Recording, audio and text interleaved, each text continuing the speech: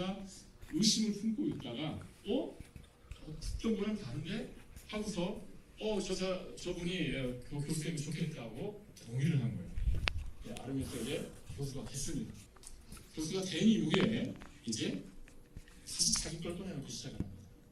다시 자기 걸 꺼내놓으면서 문제가 됐습니다. 그래서 이제 처음에 신학교 안에서 문제가 되죠. 고맙서 문제가 되고, 그 다음에는 주위에서 이제 아르미니우스를 의견을 조어하는 분들이 하나 둘 생기게 되는 겁니다. 그러면서 네덜란드에서 점점점 많은 분들이 이 아르미니우스를 이제 따르게 되는 겁니다. 그런데 그 도르트 회의 아르미니우스와 이 여러 가지 그 접촉점이 많기 때문에 도르트 회의 당시에 아르미니우스가 있었을까라고 생각하시는 분들이 있는데, 사실은 아르미니우스는 한 9년 전에 이제 죽습니다. 그리고 나서 이 점점점 더 많은 사람들이 아르미니우스의 의견을 따르게 되면서 이 교회 안에 큰 문제가 됩니다. 무시할 수 없을 정도로 큰 문제가 되고, 처음에는 무시하려고 했는데 무시할 수 없을 정도로. 왜 그랬는가 하면 정치, 그러니까 이 당시 유럽 사회는 그 교회와 정치가 사실 긴밀하게 같이 가는 이제 그런 사회가 됩니다. 그래서 큰 정치력을 하나의 손에 넣었습니다. 손에 놓고 그리고서 자기네들의 세력을 점점 확장하고 있었습니다. 그래서 그러고 있는 당시에 이분들이 모여가지고서 항론이라는, 그러니까 이제 그 대항하는 교리 혹은 반대하는 교리라는 것을 발표하게 됩니다. 5가지 교리가 되는데요. 항론. 그래서 항론과 반항론이라는 걸 띄워주시면 좋겠습니다. 항론에 대해서 이게 왜 이렇게 생겼냐면, 이분들이 이제 목사가 되려면 이 당시에 목사가 되려면 선서를 해야 되는데, 지금도 우리 교단에서도 목사가 되려면 선서를 합니다. 어디다 선서를 하냐면 웨스트민스터 신앙고백서와 대소일 문답서에 목사가 자기 자신을 묶습니다. 묶으면서 선서를 하고 목사가 됩니다. 많은 분들이 그런 걸 왜 그렇게 하는가라고 의심할 수 있는데, 이때도 네덜란드 교회 목사가 되려면 벨직 신앙고백서와 하이델베르크 요리문답서에 자기를 묶고 써야 됐습니다. 그리고 나서 이제 선서를 해야 되는데, 묶으면서 선서를 해야 되는데, 이 항론파의 이분들이 벨직 신앙고백서, 하이델베르크 요리문답서에 선서하는 것을 거부하기 시작한 일이 있게 됩니다. 교회 안에 정말 큰 일이 되는 거예요. 큰 문제가 생기는 거예요. 그래서 저희 네덜란드 교회는 여러 가지 역사를 겪는데요. 나폴레옹 통치 기간이 있습니다. 나폴레옹 통치 기간을 겪으면서 신학이 오히려 더 자유주의화가 되는 경우가 있거든요. 제가 이제 이 선서 이야기가 나와서 한 말씀을 드리면, 왜 이렇게 교회 직분자로서 목사가 될 때 혹은 장로가 될 때 이렇게 선서를 사실 하거든요. 신앙고백서에 묻습니다. 그런데 나폴레옹 통치 기간이 끝나가는 지점에 선서하는 것을 완전히 묻는 방식이 아니라 내 판단에 따라서 내가 옳은 대로 받겠다라는 방식으로 선서를 바꿔버립니다. 그리고 나서 네덜란드 교회에서 어떤 일이 벌어졌느냐 하면, 세례를 주는데, 우리가 세례를 줄 때 성부와 성자와 성령의 이름으로 세례를 줍니다. 근데 이제 그렇게 하고 나니까 어떻게 세례를 주는 사람들이 생기냐면 이렇게 세례를 줍니다. 믿음과 소망과 사랑의 이름으로 세례를 주는 목사님들이 생겨난 겁니다. 그러니까 이게 왜냐하면 삼위일체를 못 받는 거죠. 그러니까 이 신앙고백서에 왜 목사들이 선서할 때 묶으면서 이게 그걸 묶게 하는가, 신앙고백서 이게 굉장히 중요한. 이 당시에도 지금 벨직 신앙고백서, 하이델베르크 요리문답서에 그렇게 목사를 묶어서 해야 되는데 안 묶는 거예요. 교회 안에 이게 얼마나 큰 혼란입니까 지금. 한두 명이 그러면 정지하고 끝날 텐데 하나의 세력을 형성하는 게 되는 거죠. 거기에다가 이제 이분들이 모여서 항론을 발표합니다. 그래서 자기네 세력을 형성하라는 거죠. 그래서 항론이 5가지가 됩니다. 그래서 짧게 이 항론을 이야기한다면, 첫 번째 항론은 이겁니다. 첫 번째 항로는 하나님께서 그 아르미니스주의자들이, 이 항론파들이 선택을 거절했다 이렇게 생각하시는데 그러지 않습니다. 이분들도 예정을 말하고 선택을 말합니다. 이렇게 말하는 거예요. 하나님께서 창세전에 예정하셨는데 뭘 예정하셨는가 하면 마지막까지 믿을 자들을 구원하시려고 예정하셨다. 또 마지막까지 믿는 자들을 구원하시려고 선택하셨다. 이렇게 말합니다. 여러분 뭐 틀렸나 이렇게 생각할 수 있습니다. 일단 거기까지 일단 하겠습니다. 예. 오늘 1항이기 때문에 그걸 자세하게 살필 겁니다. 그리고 2항은 뭐냐? 2항은 그리스도께서 모든 사람을 구원하시려고 죽으셨다 이렇게 말했습니다. 또 맞는 거 아닌가 라고 지금 생각하실 분들이 많을 거예요. 그리스도께서 모든 각각의 사람, 한 사람도 빼놓지 않고 모든 사람을 위해 죽으셨다.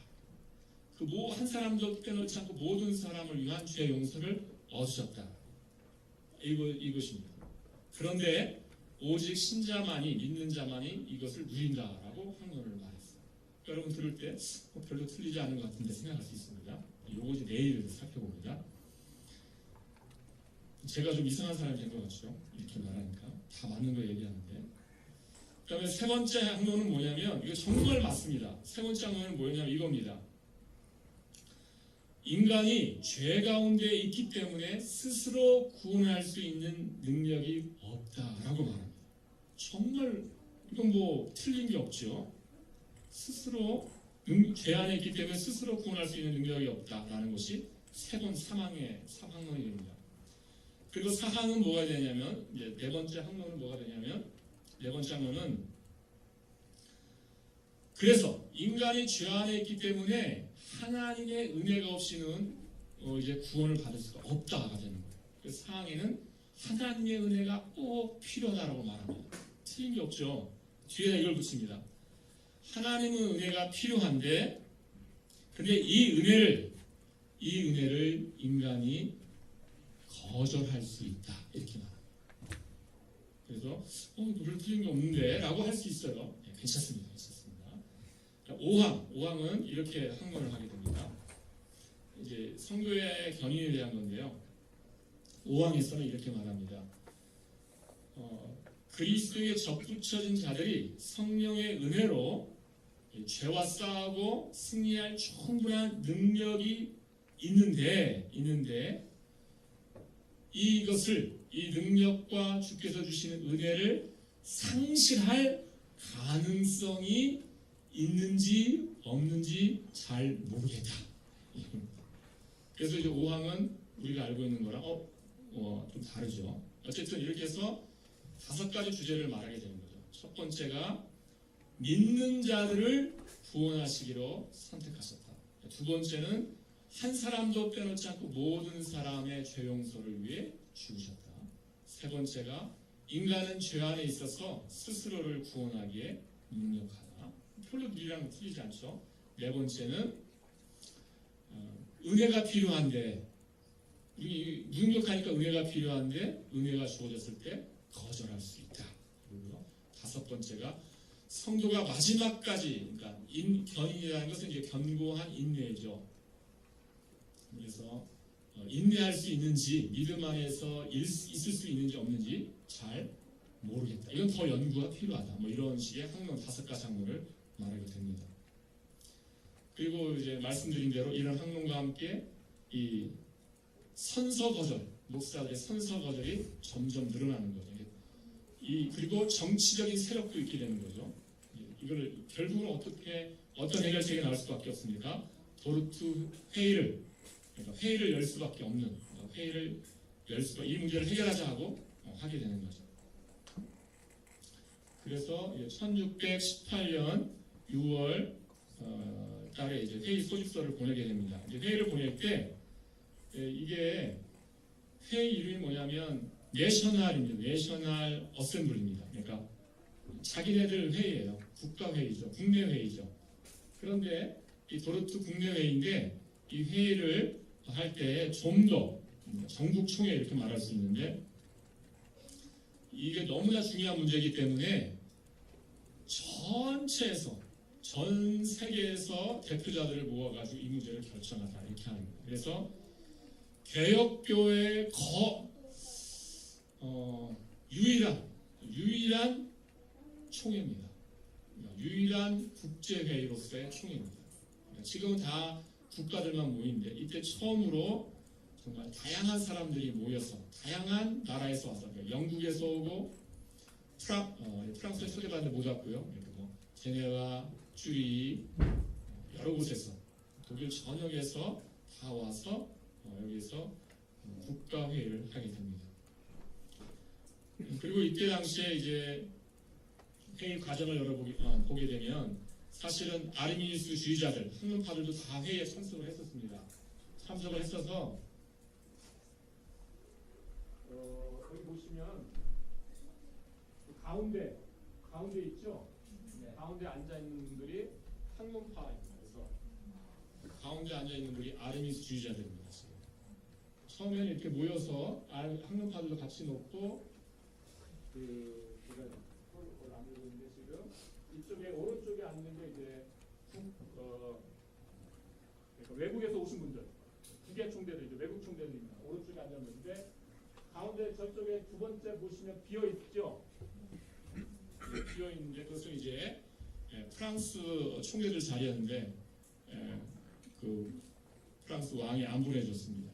최종적으로 보낼까 말까 고민하다가 나중에 최종적으로 안 보내가지고 거기가 이제 못 와서 그 자리는 비어 있는 것입니다. 사실 거기는 이제 프랑스에서 온 총대들이 앉는 자리가 됩니다. 제일 저쪽이 이제 국제 총대 제일 끝이 그 당시에도 이제 왜 그런지 모르겠는데 영국 분들이 가장 이 자존심이 세다고 그럴까요? 좀 자존심이 굉장히 셌습니다. 지금도 브렉시트 했잖아요. 그러니까 성향이 뭔가 있다 저는 생각을 합니다. 이 당시도 그래서 이 당시도 회의 자리가 있으면 제일 저쪽에 제일 앞자리에 그러니까 회의 제일 앞자리에 앉고 회의할 때도 의사 진행 발언 항상 이런 발언을 누가 제일 많이 하는가 하면 이 영국에서 오신 분들이 제일 많이 하는 거예요. 그래서 이제 회의에 처음에 참석을 했다가 이 학론파들이 나중에는 자기들이 의도한 대로 회의가 진행이 안 되고 자기들이 불리하게 돌아가서 계속 회의를 방해합니다. 소란을 일으키고 고함을 치고 그래서 나중에 의장이 강제로 내쫓습니다. 당신들이 이제 좀 험악한 말을 이제 하게 되는데 나가시오 이렇게 해서 진행원들의 힘을 빌어서 내쫓습니다. 사실. 그리고 나서 학문파 없이 이제 그 다음 회의는 진행이 됩니다. 이 보르투 신경이 어떻게 해서 만들어졌는가 이거 말씀을 드려야 되는데 이걸 끌어보면은 이렇게 예전에 이렇게 책을 묶었어요. 회의가 있거든요. 이 회의록이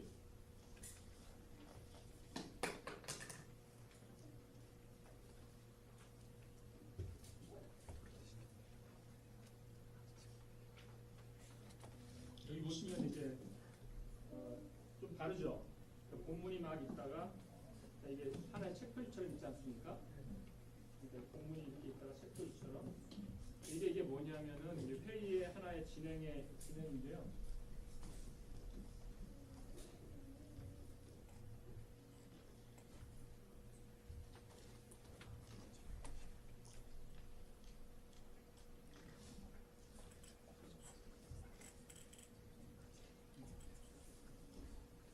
그러니까 어떻게 되는 거냐면 보실지 모르겠는데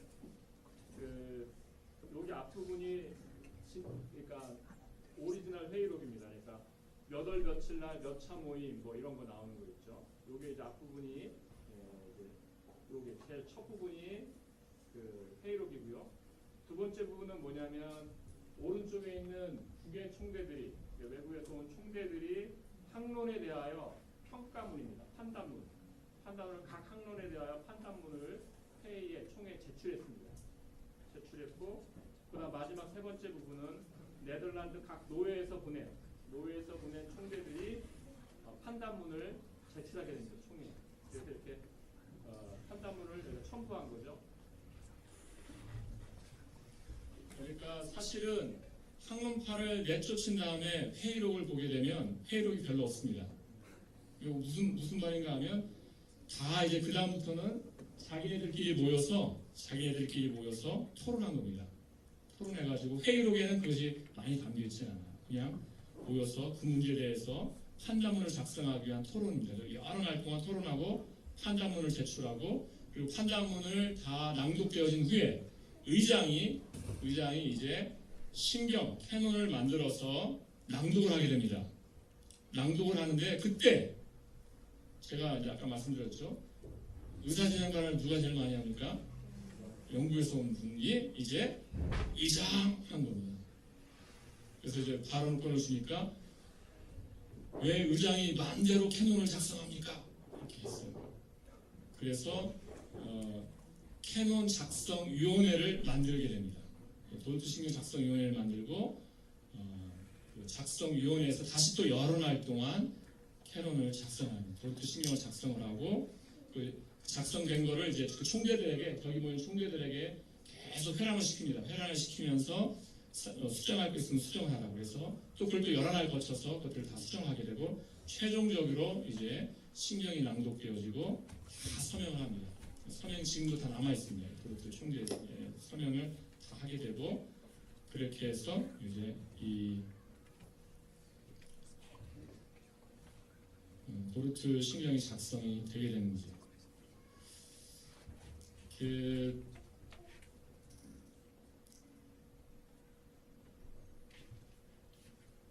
시간이 많이 가가지고요. 내용이 들어가야 되는데 지금 딴 거 하고 있는데 근데 막 더 재밌어 하시는 것 같아요. 딴 거 하는데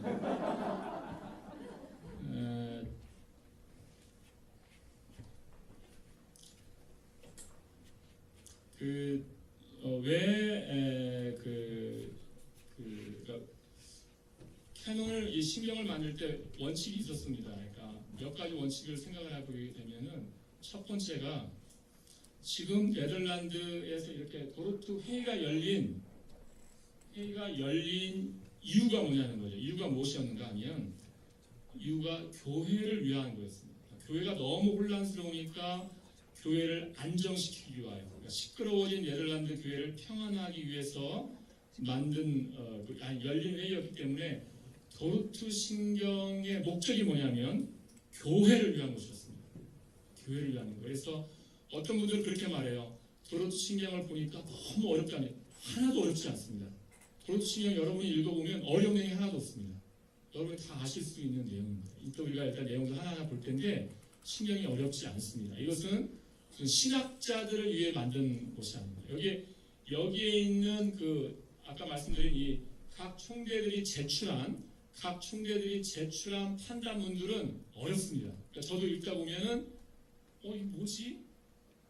굉장히 고민하게 되는 문장들도 있고 연구가 필요한 것들도 있지만 도르트 신경 자체는 무슨 굉장히 신학적인 이런 내용 없이 교회에서 읽혀지고 교회에서 읽었을 때 일반 성도들이 다 알 수 있도록 작성된 것입니다.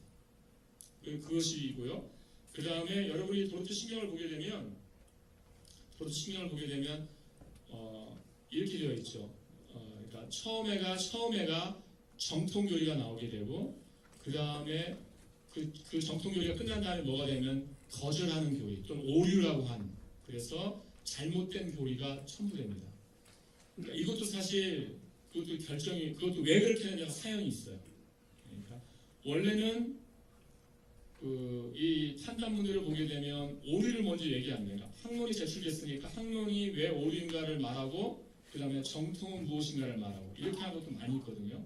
근데 도르트 신경은 정통교리를 먼저 오게 작성이 됩니다. 왜냐? 저도 그 사연을 읽고서 그렇구나라고 이제 생각을 했는데 왜냐하면 교회가 원래 가졌던 교리는 정통교리이기 때문에 이것을 유치시킬 때 정통교리를 먼저 오게 하고 그 그 다음에 잘못된 교리를 나중에 오게 한다. 이렇게 했던 거죠. 그런 이유가 다 있습니다.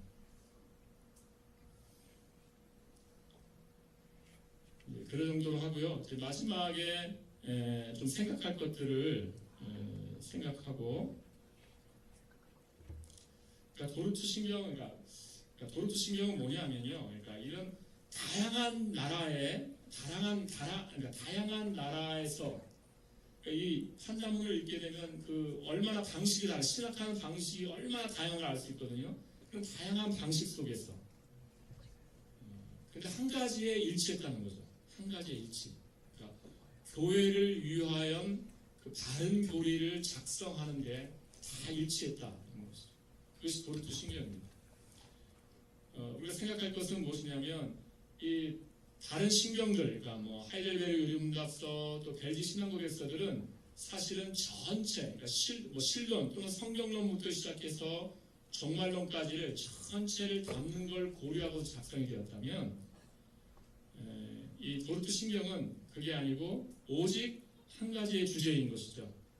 하나님의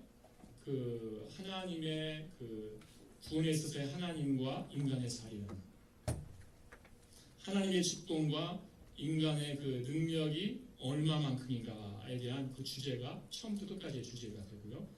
그래서 여기에는 성경론이 없다, 여기에서 무슨 다른 교리가 없다 이렇게 말해서는 안 됩니다. 이것은 그 한 가지 교리에 집중하는 것입니다. 두 번째는 이 도르트 신경이 예정론을 다루기 때문에 오해가 있는 것이 있는데요. 어떤 오해가 있냐면, 교회에 예정론과 언약론이 있었는데, 예정론과 언약론이 개혁교 안에서 싸우다가 드디어 도르트 신경에서 예정론이 승리했다. 이런 것이 있는데 잘못된 것입니다. 잘못된 것입니다. 개혁교에서 언약이라는 것은 이 선택과 예정을 기초로 한 언약으로 항상 가르쳐 왔습니다. 그래서 언약과 예정이 이렇게 다투는 식으로 이렇게 생각하는 것은 잘 모르는 분들이, 그러니까 개혁교의 이런 교리들을 제 생각에는 조금 싫어하는 분들이 하는 말입니다. 언약을 들어가 보면 언약도 결국은 예정과 선택을 말할 수밖에 없습니다. 세 번째로 우리가 또 생각해야 되는 것은 이 도르트 회의에서 이 도르트 회의가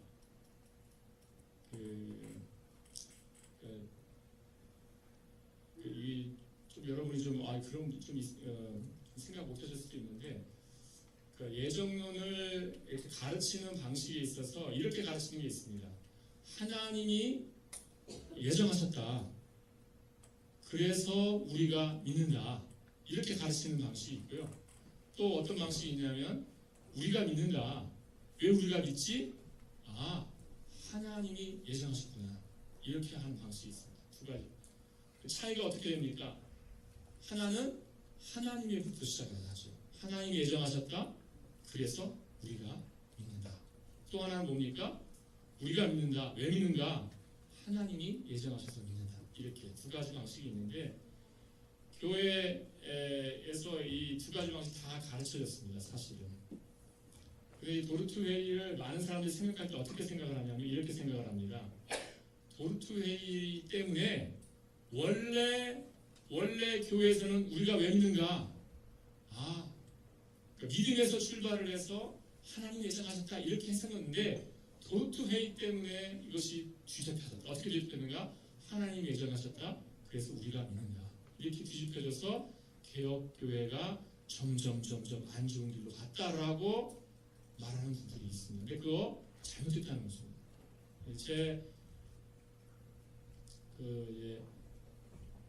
제가 이제 학위 논문을 마지막 분이 제 도르트 이 회의의 회의가 됩니다. 그래서 마지막에 제가 증명했던 것이 왜 신학자들이 자꾸 도르트 회의와 결과물들을 그런 식으로 평가하냐, 잘못됐다는 것을 제가 이제 조금 논박을 한 부분이 있습니다.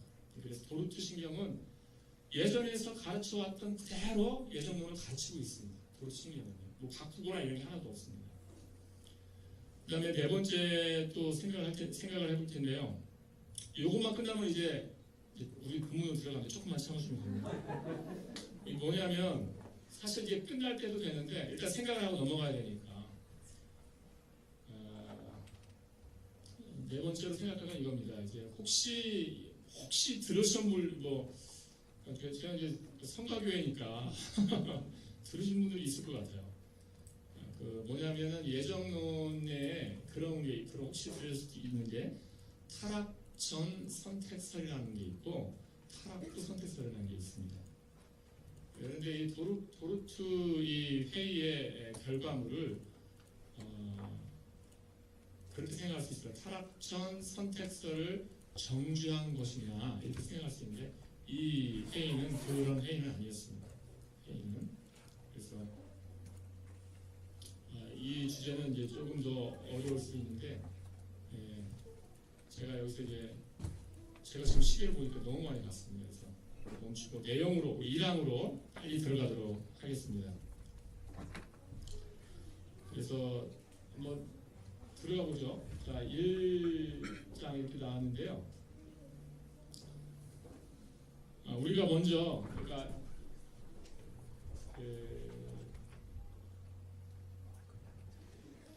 도르트 회의가 제가 이거 들어가기 전에 먼저 말씀을 드리면 1항이 있고요. 그러니까 1장 1항 뭐 사람마다 다 다르니까요. 그러니까 첫 번째 교리, 그러니까 선택이라는 첫 번째 교리, 선택과 유기라는 첫 번째 교리를 다루는 거. 아까 1항 학문파가 처음에 얘기했던 것에 대한 부분을 다루는 게 첫 번째고요.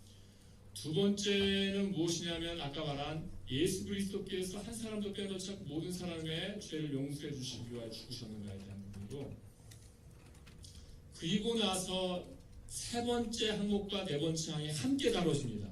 함께. 왜냐하면 사망의 사항과 모순되기 때문인데요. 내일 말씀드리고 5항이 가르쳐지고 다섯 번째 항에 대한 것이 또 있게 됩니다. 오늘 제가 여러분과 원래 하려고 했던 것은 첫 번째 항론에 대한 것입니다. 첫 번째 항론. 먼저 이 첫 번째 항에서 제 1장인데요. 1장 하기 전에 14항을 한번 보겠습니다. 14항. 14장. 여기도 14장으로 하셔가지고 14번을 보시기 한번 떼어주시겠습니까?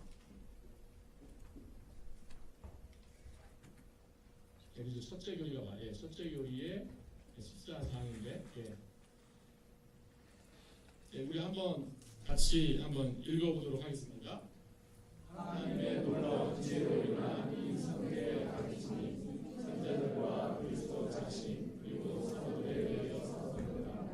또한 구약과 신약 성경을 통하여 분명하게 보여줬듯이 이것은 여전히 하나님의 교회에서 시간과 장소를 따라 이루어지고 있다. 그래서 이 14항에서 말하고 있는 것은 성경에서 예정론을 가르치기 때문에 지금도 예정론이 가르쳐져야 된다라고 말하는 겁니다.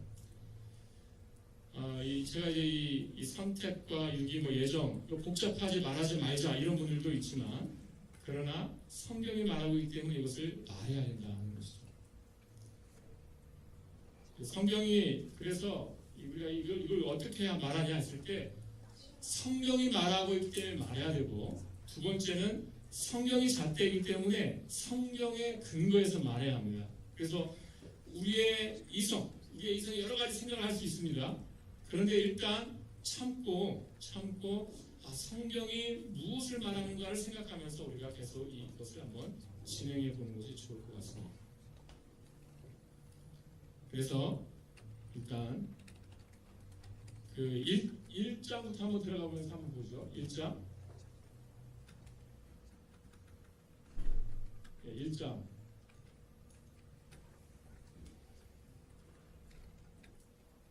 네, 1장. 그래서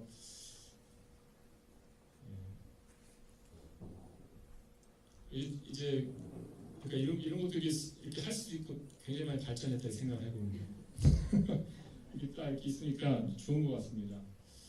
한번 읽어보겠습니다. 시작.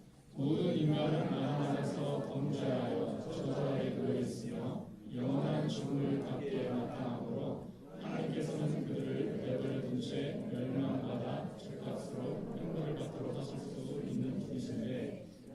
사도의 다음의 날과 같은 것이다. 이는 모든 입을 막고 온 세상으로 하나님의 심판하게 이르게 하려 합니다. 모든 사람이 죄를 범하였으니 하나님의 영광에 이르지 못하더니 죄의 삭은 사망이라. 자, 이 1장인데 여러분 여기에 지금 선택 또는 예정 또는 유기 이런 게 있습니까? 없습니다. 지금 여기서 말하고 있는 건 무엇입니까? 인간이 죄인이어서 하나님이 벌하셔야 한다는 것입니다. 그리고 하나님이 벌하실 때 인간은 죄인이기에 마땅히 그 벌을 받아 마땅하다. 지금 이것을 얘기하고 있는 거죠. 이것이 자, 2장으로 한번 가보십시다. 2장. 여기서도 자, 그 다음에 뭐냐면 이렇게 말합니다. 한번 읽어보실까요? 그러나 여기에 하나님의 사랑이 나타났으니 하나님의 사랑이 우리에게 이렇게 나타난 바 되었으니 하나님이 자기의 독생자를 세상에 보내심은 저로 말미암아 우리를 살리려 하심이니라. 네, 이 장은 뭐냐면 무슨 내용이냐면 여기도 지금 예정, 선택 이런 거 안 나옵니다. 무엇이죠? 우리가 죄 때문에 하나님의 진노를 받아 마땅한데 하나님께서 우리를 사랑하셨어. 그죠? 하나님의 사랑이 나타났다는 거예요. 어떻게 나타나는가? 독생자를 세상에 보내셨다. 그래서 지금 여기에도 선택, 예정 이건 아직도 나타나지 않죠. 자, 3장을 가보겠습니다. 3장 이것도 같이 한번 읽어봅니다. 인간이 믿음을 얻도록 하기 위하여 하나님께서는 그가 원하시고 기뻐하시는 사람들에게 이 복음을 주시는데 이 사역을 인하여 사람들이 부름을 받아 회개하고 십자가에 못 박힌 그리스도를 믿는 것이다. 그런즉 저희가 믿지 아니하는 이를 어찌 부르리요? 듣지도 못한 이를 어찌 믿으리요? 전파하는 자가 없이 어찌 들으리요? 여기서 무엇이냐면 그래서 복음 선포가 있다. 독생자를 믿고 구원을 얻도록 복음 선포가 있다. 이걸 말하고 있죠. 지금 여기에도 선택이나 예정 이것은 없습니다. 그렇죠? 이 예정에 대해서는 언제 나오나 선택에 대해서는 아직도 안 나옵니다. 다음에도 안 나옵니다. 한번 4장 가보겠습니다. 4장은 이것입니다. 하나님의 진노는 이 복음을 믿지 아니하는 사람들에게 임한다. 그러나 참되고 살아있는 믿음으로 이 복음을 받고 예수를 구세주로 영접하는 사람은 그리스도인하여 하나님의 진노와 멸망시킴에서 구원을 받고 그들에게 주어진 영생을 선물로 얻게 되는 것이다. 그리고 여기도 아직 선택 안 나옵니다. 뭘 말하고 있죠? 믿어야 구원받는다 말하고 있어요. 우리가 진노를 받아 마땅한데 하나님께서 독생자를 통해서 사랑을 보여주셨고 이제 복음이 선포되게 하셨고 복음을 믿는 자들이 구원을 얻는 것이다 라고 말하고 있는 것이죠. 지금 이것이 5장까지 가야지 다 얘기할 수 있거든요. 그래서 5장까지만 더 보겠습니다. 5장 같이 읽어봅니다. 다른 모든 죄와 마찬가지로 이 불신앙의 원인과 그 죄는 하나님에 있는 것이 아니라 인간과 그 자신에 있다. 반면에 예수 그리스도 안에 있는 믿음과 그를 통한 구원은 하나님의 가보는 은사로서 다음의 날과 같다. 너희가 그 은혜를 위하여 믿음으로 말미암아 구원을 얻었나니 이것이 너희에게서 나는 것이 아니요 하나님의 선물이다. 그리스도를 위하여 너희에게 은혜를 주신 것은 다만 그를 믿을 뿐이다. 그래서 여기서 지금 이렇게 계속해서 나타나는 5강까지 나타나는 경우는 믿음이 필요하고 이 믿음은 무엇인가? 믿음은 하나님의 선물이다라는 거죠. 하나님의 가보면 선물이다. 그러나 아직도 선택은 나오지 않죠. 이제 다음에 6장에 가야 6장 말미에 가야 선택이 나오고 7장에 가서야 하나님의 선택이 무엇인지를 설명을 하고 있습니다. 여기서 왜 그러면 이렇게 이 도르트 신경이 왜 믿음을 가지고 이야기하고 있는가? 왜 믿음을 가지고 이야기하는가? 두 가지 이유가 있습니다. 첫 번째, 도르트 총회는 아까 말씀드린 대로 교회를 위한 신경이었습니다. 지금 신학자를 위한 신경이 아니라 성도들을 배려해서 일반 성도들도 충분히 읽어갈 수 있도록, 그래서 처음부터 선택을 정의하고 규정한 방식이 아니라 우리가 다 알고 있는 그 교리로서 접근을 하고 있는 것이죠. 두 번째는 지금 믿음을 고리로 해서 설명을 하고 있습니다. 왜냐하면 학론파가 아까 말씀드린 대로 이렇게 말했기 때문입니다. 학론파가 나중에 회의에 참석해서 자기들이 뭘 생각하고 구체적으로 말한 게 있는데 이렇게 말했습니다. 요한복음 3장 36절에 아들을 믿는 자에게 영생이 있고 아들에게 순종하지 않은 자는 영생을 보지 못하고 도리어 하나님의 진노가 그 위에 머물러 있다, 이렇게 말씀하셨는데, 이와 같이 믿는 자를, 그리고 이 믿음의 순종을 끝까지 지속해 나가는 자들, 그러니까 끝까지 믿는 자를 그리스도 안에서 그리스도인이나 그리스도를 통해 구원하시기로 정하셨다라고 말합니다. 그러니까 지금 학론파가 말한 걸 요약하면 이겁니다. 끝까지 믿는 자를 구원하시기로 정하셨다. 하나님께서 창세전에 끝까지 믿는 자를 구원하시기로 정하셨다. 이것이 지금 아르미니스 주자들이 말하고 있는 것입니다. 끝까지 믿는 자를 구원하시기로 정하셨다라는 것이 왜 이것이 잘못된 것일까요? 사실 이것은 총재들도 어떤 총재는 이렇게, 총재는 아니지만 아주 권위 있는 학자가 있었습니다. 파리우스 학자가 있었는데 이 학자가 보낸 그 서신서에는 뭐라고 되어 있냐면, 끝까지 믿는 자를 구원하시기로 하나님께서 선택하셨다는 말이 우리가 그저 일상적인 대화로서 말한다면 그것은 우리가 다 충분히 받을 수 있는 대화다. 그래서 지금 이 학론파가 말하고 있는 이 말은 무슨 말인가? 의도가 있는 말이다라는 것입니다. 그래서 이것은 받아들일 수 없다라는 것이죠. 믿는 자들을 구원하시는 것, 이것은 잘못된 게 아닙니다. 믿는 자가 구원 얻는 것, 믿는 자가 영생을 얻는 것, 이건 잘못된 게 아니에요. 성경이 그렇게 말하고 있습니다. 그럼 뭐가 잘못된 걸까요? 이것이 잘못된 겁니다. 학론파의 오류는 믿음에서 멈췄다는 것이에요. 믿음에서 믿는 자가 구원 얻는 자, 이게 전체다라고 이렇게 멈춘 겁니다. 끝까지 견디는 자가 구원을 얻으리라고 성경이 말하기 때문에 끝까지 견디는 자가 구원을 얻는다는 것은 잘못된 게 아닙니다. 그것은 맞습니다. 그런데 오류는 무엇인가 하면 바로 여기에서 멈춘 것, 믿는 자가 구원 얻는 것으로 해서 멈추는 것은 잘못된 것입니다.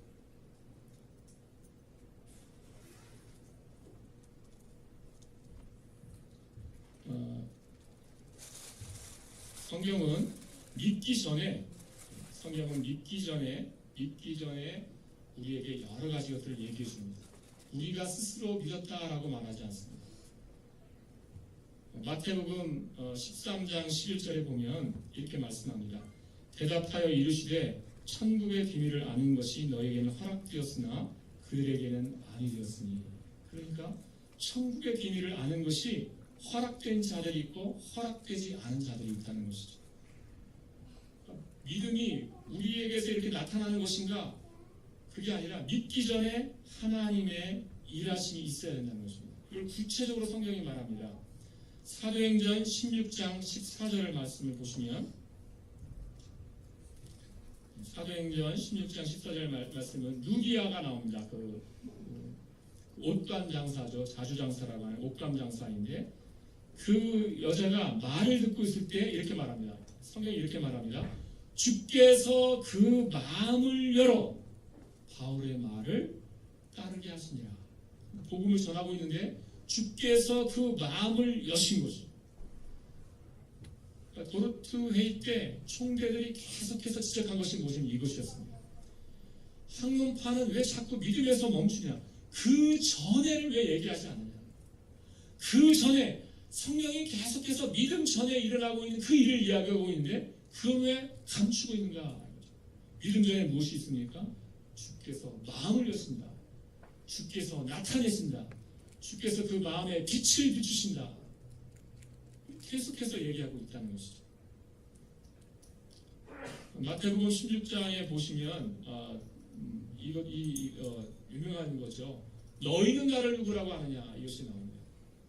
베드로가 이렇게 대답을 합니다. 주는 그리스도시요 살아계신 하나님의 아들입니다 라고 대답을 하니까 다연하시구나 복이 있도다. 그런데 이것을 너에게 알게 하이는 혈육이 아니요 하늘에 계신 내 아버지시니라 이렇게 말합니다. 하늘에 계신 내 아버지시니라. 그러니까 지금 베드로가 똑똑해서 이 사실을 알고 있는가 그게 아니라는 것이죠. 아, 예수님이 하시는 거 보니까 예수님이 그리스도구나. 예수님이 하나님의 아들이구나. 베드로가 지혜가 있어서 자기의 지혜로 한 게 아니라 아버지께서 알게 하셔서 지금 그 고백을 하고 있다는 것이죠. 즉 계시하신 자들이 믿는 것입니다. 그러니까 믿음이 있기 전에 그러니까 뭐가 있어야 됩니까? 하나님의 일하심이 있어야 됩니다. 하나님의 일하심이 있어요. 그래서 앞서 가시는 하나님이 있어야 합니다. 앞서 가시는 하나님이 일하심이 있어야 됩니다. 황명파가 말하는 건 이거죠. 하나님 내가 믿습니다. 이제 나를 따라오세요. 하나님 내가 믿습니다. 이제 나를 구원해 주세요. 이거겠죠. 그런데 그게 아니라는 거죠. 황명파의 오류의 핵심은 지금 믿음을 구원보다 구원의 결정이 있습니다. 구원의 결정이 있는데 구원의 결정보다 앞서 있는 게 무엇인가? 믿음이죠. 믿음이 있고 나서 하나님이 뒤쫓아가면서 구원해야겠다라고 하는 것이죠. 이제 그것이 황명파의 오류가 되는 것이죠. 6장에서 이렇게 말하고 6장 한번 보시고요. 6장에서 말하고요. 7장을 가보겠습니다. 7장의 선택을 말하거든요. 이제 7장입니다. 한번 같이 한번 이제 드디어 7장의 선택이 나오는데 같이 한번 읽어보겠습니다. 선택이라는 것은 이 세계가 만들어지기도 전에 하나님께서 모든 인간이 그들의 최초의 상태로부터 타락하여 죄와 파멸의 결과를 낳게 됨에 따라 그리스도 즉 하나님께서 영원부터 중보자로 택한 자의 머리와 구원의 기초로서 세우시는 그분 안에서 구원받은 자의 일정한 수를 뽑으시는 것이다. 그것은 그의 선하신 주권에 따라 은혜로 인하여 된 것인데 이는 하나님의 변할 수 없는 목적이 되었다. 택함받은 자들이 그 본성에 있어서는 그 밖에 다른 사람들보다 더 낫거나 더 강한 것이 아니라 오히려 똑같은 비참한 속에 있었다 라고 하고 있죠.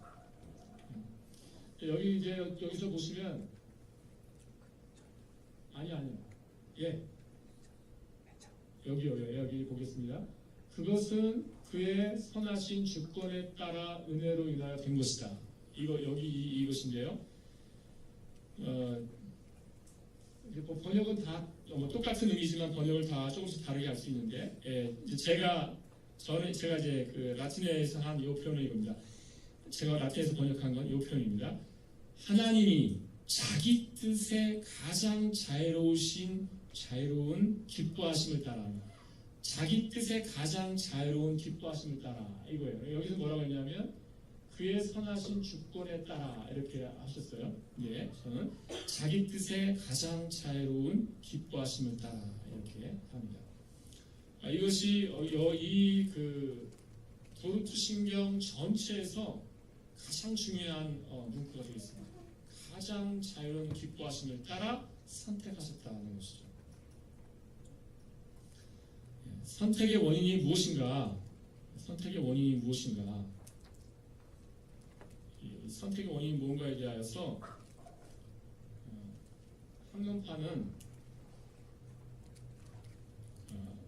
학문파는 믿음이라 이렇게 말합니다. 믿음. 그러니까 아까 뭐라고 했습니다. 학문파가 1항에서 학문 제1항에서 그러니까 반대하는 거죠. 개혁 발전성들이 뭐라고 했냐면 끝까지 믿는 자들을 구원하시기로 정하셨다. 그러니까 믿음인 거죠. 믿음을 따라 하나님이 정하셨다라고 하는데 거기에 대한 도르트 회의의 답은 무엇인가 하면 믿음을 따라 정하신 것이 아니라 가장 자유로우신 기뻐하심을 따라 하나님의 주권을 따라 정하셨다는 것입니다. 9장을 한번 보여주시죠. 9장. 여기죠. 여기 보시면 그래서 제가 읽어드리면 하나님께서 인간을 선택하시는 것은 그 선택의 선행 조건이나 원인 등으로서 인간 속에 있는 어떤 예지적인 믿음이나 그 믿음에 대한 순종, 거룩함 또는 그 밖에 다른 어떤 착한 성품이나 기질에 근거한 것이 아니다라고 말하고 있어요. 그러니까 무엇이냐면 선행하는 어떤 것이 있다 이거예요. 하나님께서 창세전에 전능하시고 전지하시니까 미리 저쪽에서 저기 믿고 있네, 내가 택해야지 이렇게 했다는 거죠. 내가 택해야지. 그게 항론파의 주장입니다. 창세전 하나님께 믿고 있는 사람을 보고 선택하셨다. 그러니까 지금 항론파는 선택을 부정한 게 아니라 선택을 말하는데 어떤 선택을 말합니까? 선행 조건에 따른 선택이죠. 믿음에 따른 하나님의 선택입니다. 그것을 지금 도르트웨이는 반박을 합니다. 뭐로 반박합니까?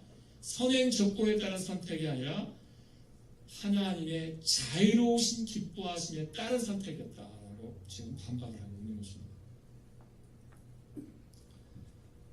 우리가 생각할 때 믿음에 따른 선택, 그러니까 우리의 믿음을 이렇게 높여서 믿음을 존중히 여기고 이렇게 했다라고 생각할 수 있는데 항론파는 마치 믿음을 높이는 것 같습니다.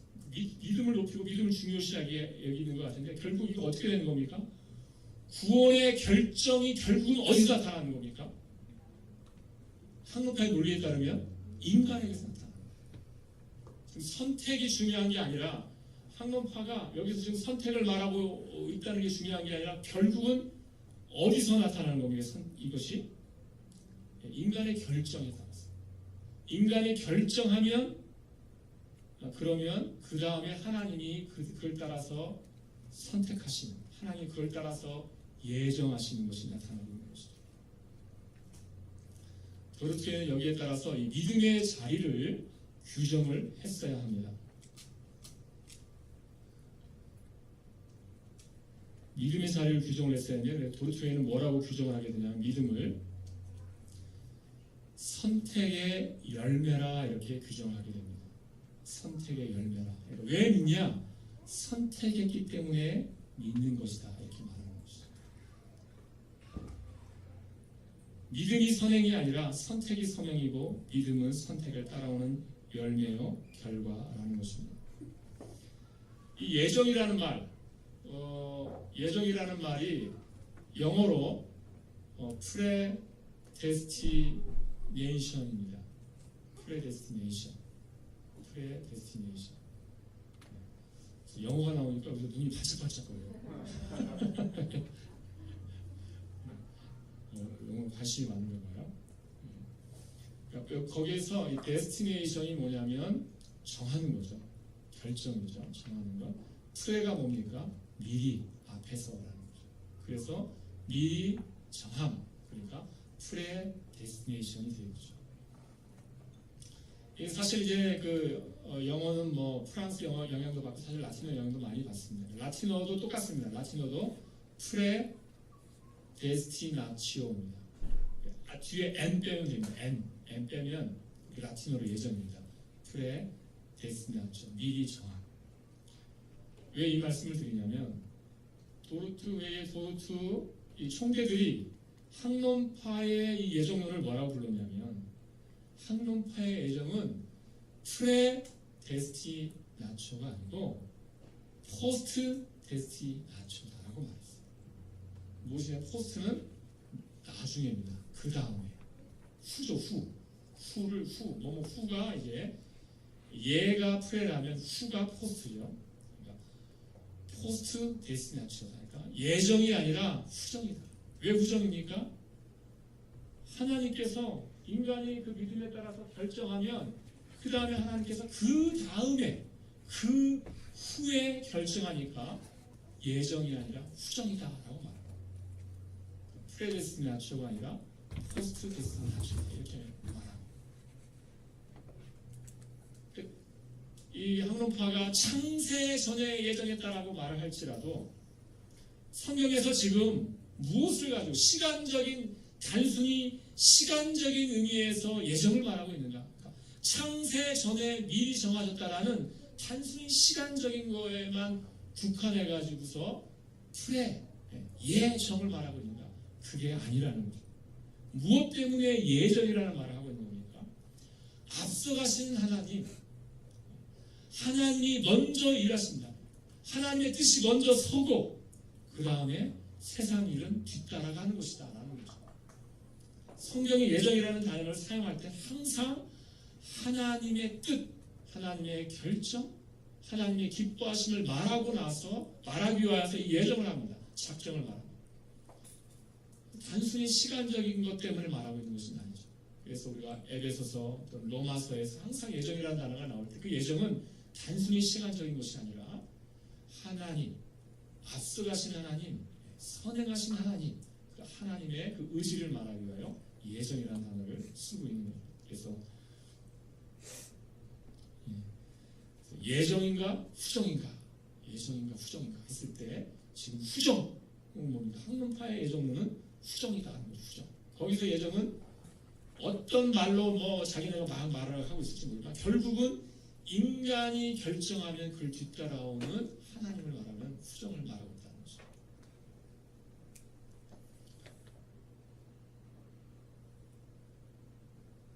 그리고 나서 우리가 파랑을 한번 가보시죠. 파랑. 8장에 가보시면 앞에 보시면 한 8장 한번 다 한번 읽어보실까요? 시작. 이 선택에는 다양한 하나님의 뜻이 있는 것이 아니라 구원받을 모든 사람들에 관한 하나님의 동일한 작정이 있을 뿐이다. 이 모든 것은 구약과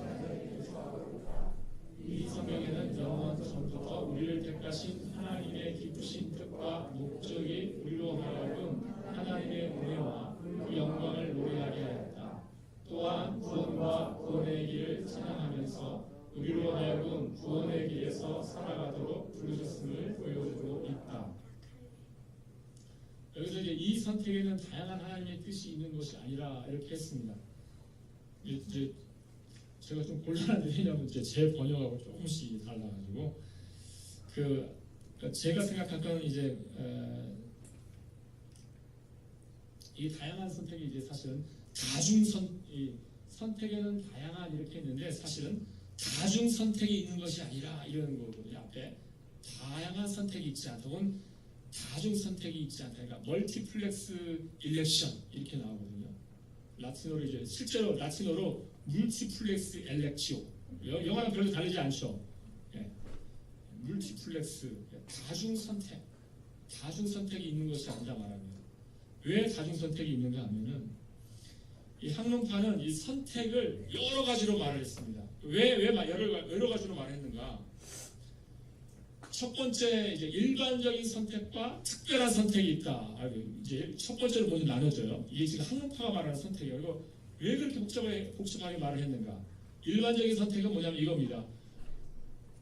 하나님이 어떤 선택을 이런 구원의 방식을 선택했다는 거예요. 어떤 방식이냐면 믿는 자가 구원을 얻는다는 방식의 선택. 이게 일반적인 선택이 있고 두 번째는 뭐냐면 그래서 실제로 믿는 사람의 선택이 있다. 실제로 믿는 사람의 선택이 있고 이 특수한 것이 무엇이냐면 그런데 이것이 뭐냐면 되돌릴 수 있는 선택이 있고 그러니까 일반적인 선택 아까 구원의 방식이라면 특수한 건 이제 사람들이 믿잖아요. 믿을 거 아닙니까? 믿으면 구원 얻는 거죠. 여기에도 두 가지가 있어요. 무엇이냐면 되돌릴 수 있는 선택과 되돌릴 수 없는 선택도 두 가지가 있습니다. 되돌릴 수 있는 선택은 무엇이냐면 믿고 있잖아요. 믿고 있는데 이 선택은 아직 확정적 선택이 아닙니다. 학론파의 최종적인 구원의 선택은 어느 선택이냐면 끝까지 믿을 때 되는 거거든요. 끝까지 믿을 때. 그러니까 죽기 직전까지 뭐가 됩니까? 되돌릴 수 있는 선택이에요. 그 선택은. 그러니까 취소될 수 있는 선택. 그러니까 믿다가 포기하면 어떻게 되는 겁니까? 그 선택이 취소되는 거죠. 그런데 마지막까지 믿으면 어떻게 됩니까? 이제 그때 비로소 확정적 선택이요 되돌릴 수 없는 선택. 그러니까 죽을 때까지 믿으면 그게 확정적 선택이 됩니다. 그 선택이 벌써 네 가지가 되는 거죠. 선택이 이렇게 많아요. 그래서 지금 여기서 다양한 하나님의 뜻이 있다 이렇게 했는데 이제 다중 선택, 다양한 선택이 있지 않다는 것입니다. 그래서 그 다양한 선택이 무엇인가요? 지금 학론파가 말하고 있는 다양한 선택, 일반적인 선택, 이런 선택, 또 되돌릴 수 있는 선택, 되돌릴 수 없는 선택. 그러니까 지금 믿고 있는 사람들도 다 내가 선택받기는 받았는데 다 어떤 상태에 있는 겁니까? 죽기 직전이니까 우리는 다 되돌릴 수 있는 선택, 취소될 수 있는 선택 안에 있는 거예요. 이 학론파는 이 다중선택이죠. 그래서 이걸 뭐라고 했는가? 이 다중선택을 뭐라고 했는가? 이 평가문들을 제가 읽어보면 이제 그 재치 있는 분들이 누구냐면 아까 의장한 분들 영국 분들이었듯이 이 평가문들을 읽어보면 이 영국 분들이 굉장히 그 위트 있는 표현을 많이 씁니다. 그래서 이 물티플렉스 일렉쇼, 다양한 선택, 다중 선택에 대하여 뭐라고 표현을 쓰냐면 영국 신학자들이 이런 표현을 씁니다. 고장난 절반 선택 이렇게 표현. 그러니까 뭐냐면 세미 엘렉지오, 절반 선택, 그러니까 선택도 아니고 선택 아닌 것도 아니고 절반 선택, 완전한 선택이 아니라 세미 엘렉지오, 절반 선택, 고장난 선택. 그것은 무엇입니까? 그러니까 이건 다른 파편으로 말하면 열린 선택, 그러니까 취소될 수 있는 선택이니까 열린 선택. 이것은 뭡니까? 선택이 아니라는 거죠. 이건 선택이 아니다. 하나님의 선택이 열린 선택이면 그게 무슨 선택이냐는 거예요. 열린 선택은 선택이 아니죠. 아직 결정된 건 하나도 없는 거죠. 그래서 이것은 잘못되다는 거죠. 이 학론파의 선택은 그런 면에서 정해지지 않은 선택, 이것은 선택이 아닌 참된 선택이 아닌 열린 선택이고 이건 선택이 아닙니다. 이것은 하나님의 주권을 손상시키죠. 하나님의 주권을 손상시키기 때문에 하나님의 영광을 손상시키는 것이죠. 또 구원을 어디에다 놓습니까? 구원을 항상 인간에 놓는 거예요. 인간의 불확실성에 놓는 거죠. 그래서 인간이 항상 내 구원이 취소되는구나 이런 불확실성에 놓는 것이죠. 그래서 하나님께서부터는 영광을 뺏고 우리에게서는 위로를 뺏는 것이다 이렇게 말할 수가 있겠습니다. 그리고 또 여기 이 8장에 보면 어떤 내용이 있냐면 이 모든 것은 구약과 신약에 기초하고 있다라고 그랬습니다. 구약과 신약에 기초하고 있다. 그래서 이 구약과 신약이 다 뭐냐면 같은 기초하고 있다는 게 여기서 무슨 표현이냐면 구약과 신약이 지금 같은 구원의 방식이라는 거죠. 그래서 한 하나님, 한 그리스도, 하나의 구원, 구약과 신약이 하나의 교회, 한 성령 이렇게 되는 겁니다. 구약에는 신약과는 다른 방식으로 구원이 있고 신약에는 구약과 또 다르고 구약에는 율법을 지킴으로 구원을 얻고 신약에서는 예수님을 믿음으로 구원을 얻고 그게 아니라는 것이죠. 구약도 어떻게 구원을 얻습니까? 구약도 예수님을 믿음으로 구원을 얻는 것이죠. 신약도 어떻게 구원을 얻습니까? 예수님을 믿음으로. 구약은 오실 예수님을 믿음으로, 신약은 오신 예수님을 믿음으로 구원을 얻는 것이죠. 어떻게 구원을 얻어요? 예수님을 믿어서. 구약에서는 오실 예수님. 신약에서는 나가세요.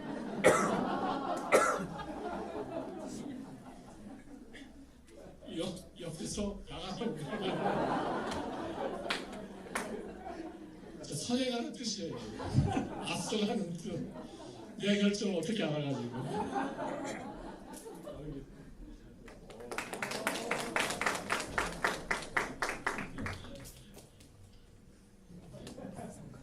진짜 집중해서 잘 듣네요. 그죠?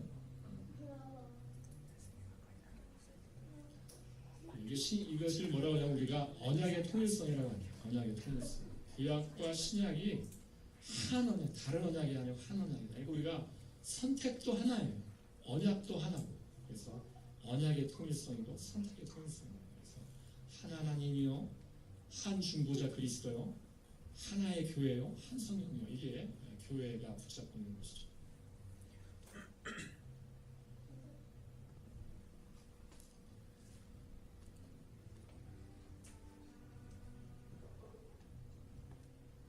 그렇게 이런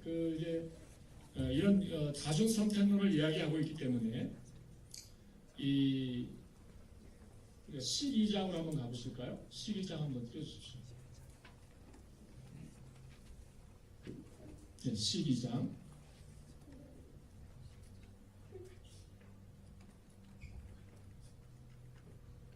예, 12장 다시 한번 읽어보겠습니다. 구원의 확신에 대한 증거와 그 방법은 다양할 수 있긴 하지만 구원받은 사람이 영원 불변한 택정함의 확신을 얻는 것은 하나님의 비밀스러운 오묘한 일에 대해 호기심을 느끼는 것에 비해서 아니다. 뒤에 또 혹시 있지 않나요? 네, 계속 읽어보시죠. 그것은 성령의 기쁨과 거룩한 즐거움을 가지면서 하나님의 말씀 안에 나타나와 구원받는 자의 확실한 열매를 잘 지켜나감으로 이루어진다. 즉 이것은 그리스도를 믿는 참된 믿음과 충성스러운 경외심, 죄에 대한 거룩한 한식, 그리고 의를 추구하고자 하는 열망과 갈증 등이다. 네. 이 12장에서는 무엇을 이야기하고 있냐면 선택에 대한 확신을 이야기하고 있습니다. 그래서 선택을 확신할 수 있는가 없는가, 그리고 선택에 대한 확신을 한다면 어떻게 하는가에 대한 것을 여기서 이야기하고 있죠. 이 학론파의 그 다중선택론, 뭐 일반적인 선택, 특별한 선택, 되돌릴 수 있는 선택, 되돌릴 수 없는 선택, 여기에서는 선택의 확신이 있을까요? 없을까요? 있을 수가 없습니다. 아르미스주의자들은 선택의 확신은 없습니다. 그런데 이것이 어떤 것과 똑같냐면 로마 카톨릭과 똑같아요. 로마 카톨릭도 이렇게 말합니다. 구원에 대해 확신하는 자는 저주를 받을지어다. 선택에 대해 확신하는 자는 저주를 받을지어다. 그래서 저는 그거 보면서 이게 우리 또 한국에 또 뭐 어떤 이단이 있냐면 구원파라는 이단이 있습니다. 구원파라는 이단인데 구원파는 이렇게 구원 상담이라는 걸 하고, 구원 상담이라는 게 이렇게 물어보죠. 오늘 죽어도 천국에 갈 확신이 있습니까? 그러면 많은 성도님들이 이렇게 말합니다. 한 80% 정도 있습니다. 이렇게 말합니다. 그럼 이제 거기 걸려든 거예요. 80%라고 한 순간 어떻게 합니까? 천국에 못 갑니다. 100% 확신 안 했기 때문에 천국에 못 간다고 해요. 그래서 구원파는 99% 확신해도 안 되고 100% 확신해야 천국을 간다고 말합니다. 그러니까 이게 지금 극과 극인데, 지금 로마 카톨릭은 뭐라고 말합니까? 지금 구원에 대해 확신하면 저주를 받을지어다인데, 여기는 100% 구원의 확신을 받지 못하면 지옥 간다고 해요. 이게 지금 극과 극인 거죠. 아르미스주의도 사실 여기에 있는 거죠. 선택의 확신은 할 수 없다. 여기 있습니다. 이제 우리는 지금 도트 신조 어떻게 결정했는가? 12장 앞부분 보여주세요. 네, 이렇게 결정합니다. 구원의 확신에 대한 정도와 그 방법은 다양할 수 있긴 하지만 무엇이냐면 확신할 수 있습니다. 확신할 수 있는데 그 수준이 다양한 거죠. 확신할 수 있다는 건 성경에서 앞서간 우리 신앙의 선배들이 다 확신의 모습을 보여줍니다. 제가 몇 가지 읽어드리면 로마서 8장 16절에 성령이 친히 우리 영으로 더불어 우리가 하나님의 자녀인 것을 증거한다라고 했어요.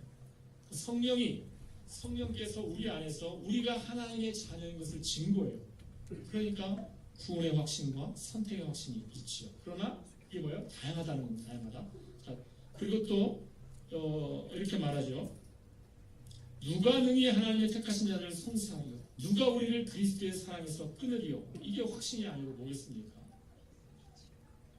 사도 바울만이 아니라 우리를 말하고 있습니다. 우리의 확신을 말하고 있습니다. 그런데 지금 무엇을 말합니까? 다양한 수준에 있다. 다양한 수준에 있다. 수준이 다 다릅니다. 그래서 어떤 사람은 사람마다 다르기도 하고 인생을 살다 보면 그 수준이 다 다르죠. 믿음이 이렇게 슬럼프고 이렇게 떨어지면 조금 70%, 60%, 50% 될 수 있습니다. 실제로. 그러다가 믿음이 어느 날 주께서 은혜를 주시면 정말 막 가득 차올 때가 있거든요. 날마다 찬송이죠. 아침에도 찬송이고 그럴 때가 있어요. 그럴 때 정말 내가 주의 자녀라는 큰 그 확신 가운데 살아갈 수 있죠. 그러다가 또 이렇게 될 수도 있고 우리의 삶의 여정 가운데 다양하고 사람들마다 다 다양합니다. 다양하지만 뭐라는 거예요? 다양하지만 있다라는 거죠. 다양하지만 있다. 뒷부분을 한번 보겠습니다. 12장 뒷부분에.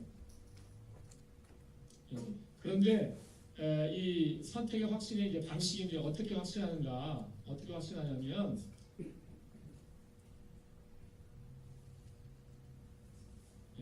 하나님의 말씀만을 나타난 구원받는 자의 확실한 열매를 잘 지켜나감으로 이루어지는 것입니다. 그래서 이것을 무엇이라고 말하냐면 내가 하나님의 그 선택받은 자녀인지 구원에 대한 확신이 있는 것인지 이런 게 있거든요. 그런 질문을 던질 수 있습니다. 그런 질문 던지는 게 이상한 일이 아니고요. 그런데 그때 이제 위험한 게 무엇이냐면 이렇게 하지 않고 그러니까 말씀과 말씀대로 행하는 결과들을 우리가 의지함으로써 거기에 기초함으로써 선택의 확신을 갖는 게 아니라 어디로 들어가냐면 하나님께로 올라가는 거예요. 하나님께로 올라가서 내가 하나님의 마음속에 들어가 봐야겠다. 하나님의 마음속에 들어가 봐서 내가 선택하라는지 하나님 내가 봐야겠다. 이렇게 됐을 경우 뭡니까? 이것이 잘못되게 되는 것이죠. 그렇게 될 수 없다는 것입니다. 예전에 제가 정말 부끄러운데 그것이 알고 싶다. 가끔 이제 그 이단, 사이비 이런 걸 보여줄 때가 있어요. 거기에서 제가 신기한 걸 봤는데 하나님께로 올라가서 하나님의 영혼을 찍어서 맛을 보고 내려오는 사람.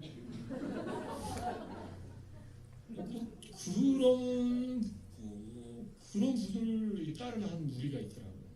다윗, 한강. 진짜 그런 것이 어떻게 있을 수 있을까? 그러니까 그런 분들은 이제 그걸 추구하는 거죠. 내가 당신이 선택받았는지 안 받았는지 내가 하나님의 영혼 속에 들어갔다 나오겠습니다. 잠깐 기다리세요. 이것은 성경이 말하는 게 아닙니다. 성경은 우리의 선택의 확신에 대하여 말씀하여요. 말씀을 부지런히 읽고 성령께서 은혜를 주시는 것 안에서 있다는 것이고 그 다음 뭡니까? 말씀에서 나타나는 것을 행함으로 신앙생활을 하면서 그 안에서 우리가 그 확신 가운데 들어간다. 이걸 말하고 있는 것이죠.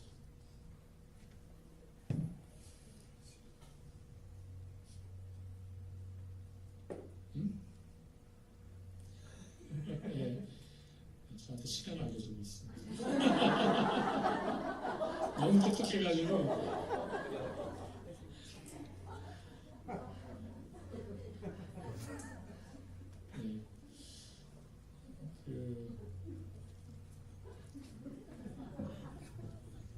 제가 어떻게 할까요? 조금 한 5분 정도 더 해도 될까요? 네, 5분 정도가 5분간 허락을 받았습니다. 네. 이 확신에 대해서는 오해들이 있습니다.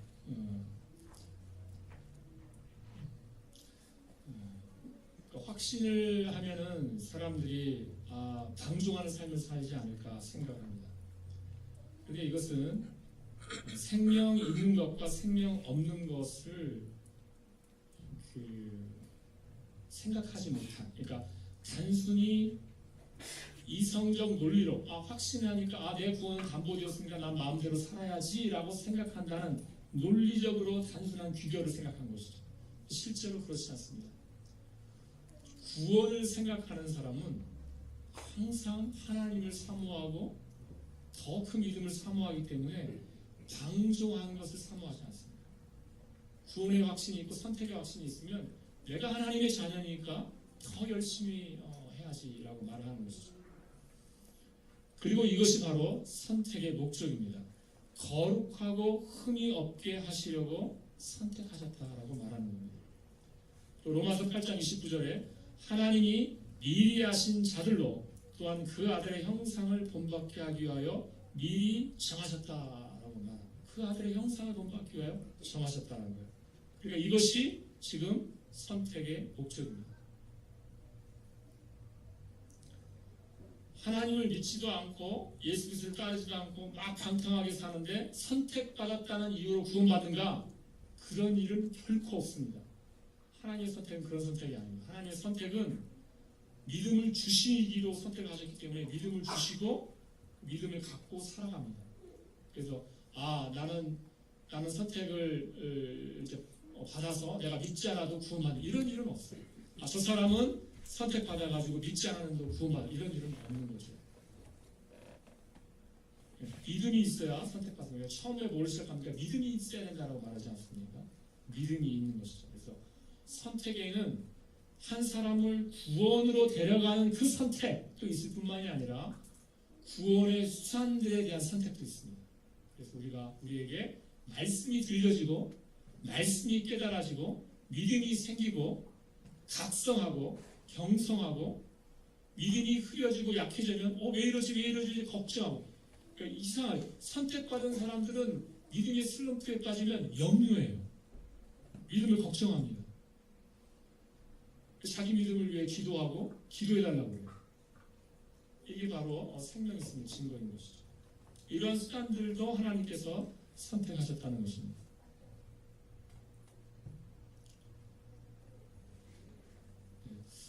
이렇게 선택의 확신까지 이렇게 살펴보았습니다. 제가 이제 선택의 부분을 다 마쳤고요. 남아있는 부분은 이 첫 번째 교리 부분에서는 그러니까 이렇게 되어 있죠. 첫 번째 교리, 두 번째 교리, 세 번째, 네 번째를 같이 다루고요. 그다음에 다섯 번째 이렇게 다룹니다. 첫 번째 중에서 거의 다 했고 안 다룬 건 뭐냐면 유기 부분을 안 다뤘어요. 유기 부분. 그래서 유기 부분을 내일 잠깐 하고 그리고 이제 첫 번째 교리 끝나고 두 번째 교리를 마치도록 하겠습니다. 제가 기도하고 이번 시간 말씀드리겠습니다.